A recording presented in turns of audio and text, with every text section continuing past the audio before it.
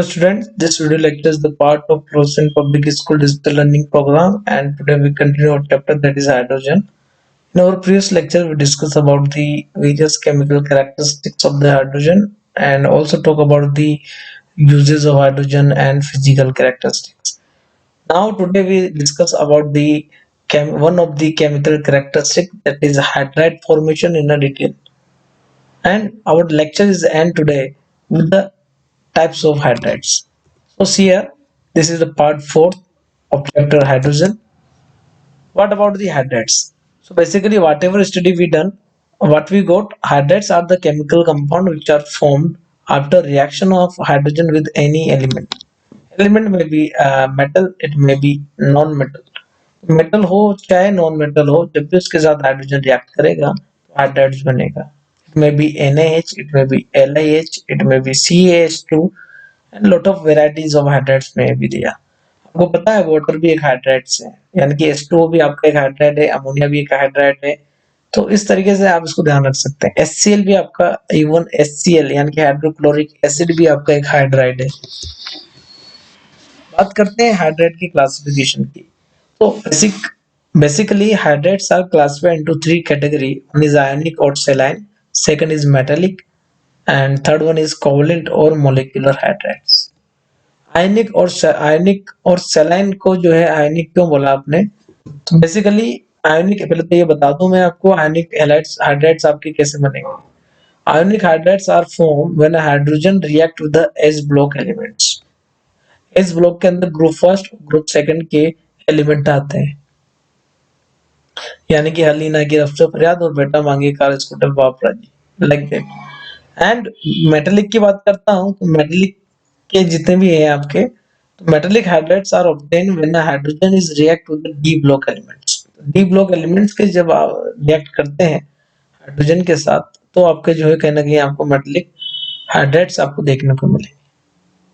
बात करते हैं कोवलेंट हाइड्राइड्स की. तो covalent hydrides or molecular hydrides are obtained when a hydrogen is react with the p block elements.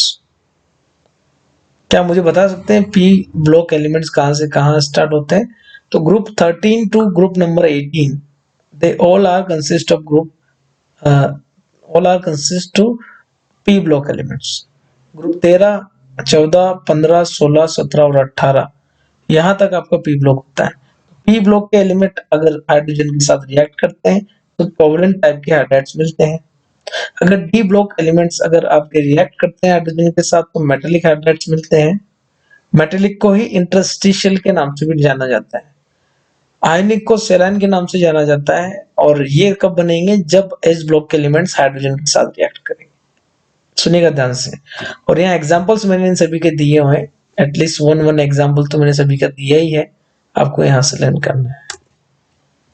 बात करता हूं यहाँ पर, ये जो तीन तरह के हाइड्राइड्स मैंने शो किए हैं, BH3, CH4 एंड वाटर. और देखिए इनकी खास बातें क्या है. कोवलेंट के तीन टाइप्स मैंने डिस्कस किए हैं, electron deficient, electron precise and electron rich. इसका मतलब समझाता हूँ. Why hydride is to be called as a electron deficient. क्या कमी है इलेक्ट्रॉन डेफिशिएंट, आपने इसे क्यों बोला वो समझाता हूँ. वैसे डेफिशिएंट का मतलब कमी होती है, प्रिसाइज का मतलब संपन्न, बोलते हैं ना ज्यादा ना कम. और रिच का मतलब होता है रिक्वायरमेंट से ज्यादा इसके पास इलेक्ट्रॉन है, that's why it is called electron rich. तीन तरह के कोवलेंट हाइड्राइड्स हैं, तीनों का एक एक एग्जांपल मैंने लिया है और कोशिश कर रहा हूं आपको समझाने की why they are called electron deficient and some of the called as electron precise and some of them are called as electron rich. तो पहला एग्जांपल आपको शो हो रहा होगा ब्लू कलर से, that is of borane BH3, जिसका chemical formula है. तो बोरोन के आउटरमोस्ट शेल में बोरोन के आउटरमोस्ट शेल में जो है कितने वैलेंस इलेक्ट्रॉन होते हैं आप सभी को पता है, बिलोंग्स टू ग्रुप नंबर 13. तो इसका आउटरमोस्ट जो वैलेंस शेल है उसके अंदर 3 इलेक्ट्रॉन आपको देखने को मिलेंगे. 3 इलेक्ट्रॉन जो है आपके 3 कोवलेंट बॉन्ड बना रहे हैं. तो टोटल इसके सराउंड जो इलेक्ट्रॉन्स हैं 2 2 एंड 2 6 इलेक्ट्रॉन्स आर दिया. तो यहाँ कहीं ना कहीं इसका ऑक्टेट पूरा नहीं हुआ है. बोरोन जो कि सेंट्रल एटम है, सराउंड बाय 6 इलेक्ट्रॉन ओनली, तो ऑक्टेट इनकम्प्लीट है यहाँ पर. तो जितने भी ग्रुप 13 के आपके हाइड्राइड्स हैं they all are called as electron deficient type of hydrides. And the same manner, if we study the hydrides of the group number 14, first member आपका कार्बन होता है ग्रुप 14 में। Carbon as a central atom होता है, इसके valence electron 4 होते हैं, 4 covalent bond formation करते हैं and that carbon is surround with the help of 8 electron. 8 electron का मतलब होता है ऑक्टेट, यानी कि those hydrides which belongs to group number 14 completely they complete their octet and that's why they are called electron precise, यानी कि जितने electrons का रिक्वायरमेंट है उतना आपको मिल चुका है। So they are called electron precise hydrides. Now we talk about the group number 15. The first member of group 15 is nitrogen, and as we see, the outermost shell of a nitrogen atom is consist of 5 electrons, and out of these 5 electrons, 3 are involved in a covalent bond formation. And because of that, after using this covalent bond formation, there are one pair of electron which is remains after the bonding. तो ये जो single lone pair of electron है ये responsible है किसके लिए, इसके electron rich nature के होने के लिए। That extra lone pair is responsible for its electron rich nature. Basically there are 3 examples that I shown you. First is related with the electron deficient, second one is with the electron precise, and third one with the electron rich. Now we talk about the hydrides in detail. So basically there are 3 kinds of hydride that we talk about. First is covalent or molecular type of hydrides.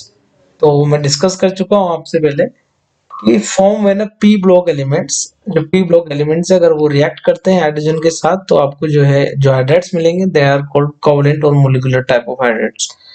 Basically they are further divide into 3 category: electron deficient, electron precise, and electron rich.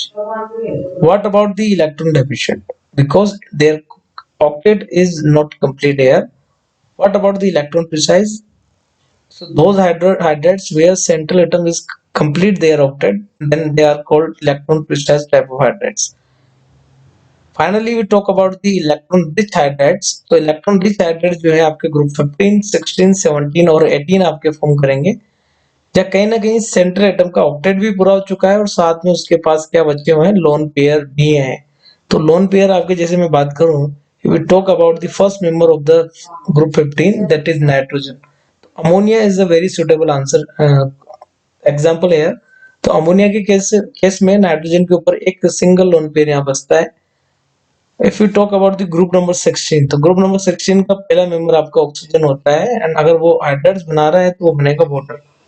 तो oxygen पर कहीं ना कहीं 2 lone pair आपके यहाँ पर बचेंगे। Similarly if you talk about the group number 17, तो पहला जो मेंबर है आपका वो होगा फ्लोरीन। फ्लोरीन के पास 3 लोन पेयर यहाँ बचेंगे। ग्रुप 18 की अगर मैं बात करता हूँ तो सेकंड मेंबर यहाँ आप लेते हैं दैट इज कॉल्ड नियोन। तो नियोन के ऑटोमोस्ट शेल में, हालांकि ये हाइड्राइड बहुत लेस रिएक्टिव होते हैं, लिस्ट रिएक्टिव होते हैं, तो बहुत रेयरली बनाते हैं आपके कहीं ना कहीं हाइड्राइड्स, है ना। इनकी रिएक्शंस बहुत एक्सट्रीम कंडीशन पे होती है। चलो आगे मूव करते हैं।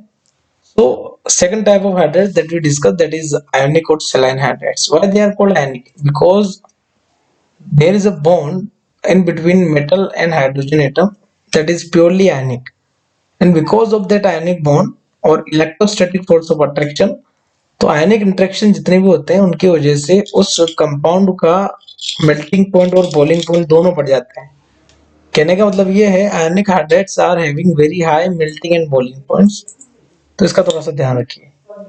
Most of the ionic hydrides are crystalline, यानी कि कैसे होते हैं, दाने जैसे होते हैं, क्रिस्टलाइन होते हैं, शुगर जैसे, सोल्ट जैसे, एंड नॉन वोलेटाइल, यानी कि ये वेपर नहीं बनाते और नॉन कंडक्टिव भी होते हैं जनरली। सॉलिड स्टेट की बात कर रहा हूँ, they are non conductive in solid state.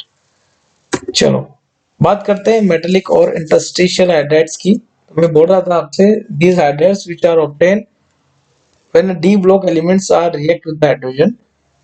दूसरा इंपॉर्टेंट चीज ये है कि they are completely non stoichiometric in nature, यानी कि यह फिक्स नहीं है कि जैसे मैंने फॉर्मूले में लिख दिया एस्केनेडियम और साथ में लिखा मैंने H2, तो फॉर्मूला लिखा मैंने ScH2, तो यहाँ स्टोइकियोमेट्री एस्केनेडियम की 1 है और हाइड्रोजन की 2 है।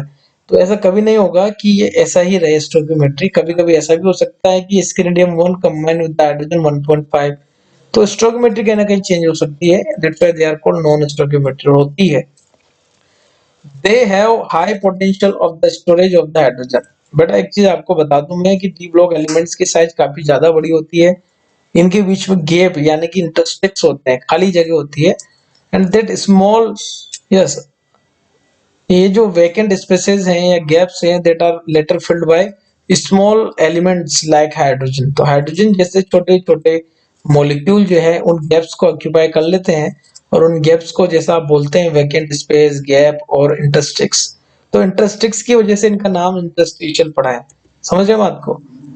So this is all are about the types of hydrides and about today lecture. Now we discuss about the exercise. First question: give two examples of the electron-rich hydride. Obviously, आपको answer देना है. You can give the answer in favor of water and ammonia. Second question: give one use of saline hydrides. एक use क्या है? तो saline hydrides जो है आप कहाँ काम में ले रहे होते हैं वो आपको बताना है। थर्ड यहाँ आ जाता है right the chemical formula of lithium aluminium hydrides and where it is use. तो लिथियम एल्यूमिनियम हाइड्राइड जो है आपका रिड्यूसिंग एजेंट की तरह काम में लेते हैं, आप इसे स्ट्रॉन्ग रिड्यूसिंग एजेंट है, और फॉर्मूला इसका हो जाएगा LiAlH4 lithium aluminium hydride. Fourth हो जाता है how metallic hydrides are useful in the storage of the hydrogen. तो यहाँ आपको इंटरस्टिशियल हाइड्राइड्स की बात करनी है, और आपको बताना है कि जो गैप है, जो वैकेंट स्पेसेस हैं, इंटरस्टिक्स हैं, अगर वो हाइड्रोजन ऑक्यूपाई कर लेगा तो स्टोरेज हो जाएगा हाइड्रोजन का। तो आप इसको यहाँ एक्सप्लेन कर सकते हैं। So I hope you enjoy this video lecture and have a nice day.